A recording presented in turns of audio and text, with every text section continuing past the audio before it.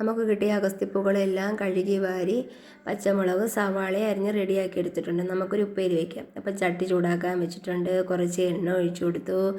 അതിനുശേഷം എണ്ണ ചൂടായതിന് ശേഷം കുറച്ച് കടുക് പൊട്ടിക്കാൻ ഇട്ടിട്ടുണ്ട്. നമ്മളിട്ട കടുകെല്ലാം പൊട്ടി വരുന്നുണ്ട് കേട്ടോ. നമുക്ക് അരിഞ്ഞു വെച്ചിരിക്കുന്ന അഗസ്ത്യപ്പൂവ് ഇട്ട് കൊടുക്കാം. ആദ്യമായിട്ട് കാണുന്നവർ എൻ്റെ യൂട്യൂബ് ചാനൽ സബ്സ്ക്രൈബ് ചെയ്യണേ. അപ്പോൾ ഞങ്ങൾ അരിഞ്ഞു വെച്ചിരുന്ന എല്ലാ അഗസ്ത്യപ്പൂവും ഇട്ട് കൊടുത്തിട്ടുണ്ട്. ഇനി കുറച്ച് ഉപ്പുവെള്ളമൂടെ ഒഴിച്ചു കൊടുക്കാം. വായിൽ വരുന്ന പൊക്കലിനൊക്കെ നല്ലതാണ് ഈ അഗസ്ത്യപ്പൂവിൻ്റെ ഇല കഴിക്കുന്നത്. പല നിറത്തിലുള്ള അഗസ്ത്യപ്പൂക്കളുണ്ട് കേട്ടോ. പക്ഷേ നമുക്ക് ഇവിടെ കൂടുതലും ലഭിക്കുന്നത് ഈ വെള്ള അഗസ്ത്യപ്പൂവാണ്. കുറച്ച് ഉപ്പുവെള്ളവും കൂടി ഒഴിച്ചു കൊടുത്ത് നമുക്ക് അടച്ച് വെച്ച് നല്ല രീതിക്കൊന്ന് വേവിച്ചെടുക്കാം.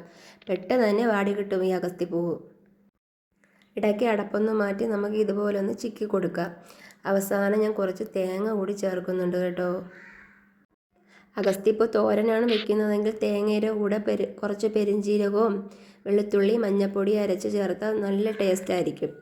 അപ്പോൾ നല്ല രീതിക്ക് വാടി വന്നതിന് ശേഷം ഞാൻ കുറച്ച് തേങ്ങ കൂടി ചേർത്തെടുക്കുന്നുണ്ട്. ഓക്കെ, അപ്പോൾ എല്ലാവരും ഇഷ്ടപ്പെട്ടാൽ സബ്സ്ക്രൈബ് ചെയ്യുക, ലൈക്ക് ചെയ്യുക, ഷെയർ ചെയ്യുക. താങ്ക്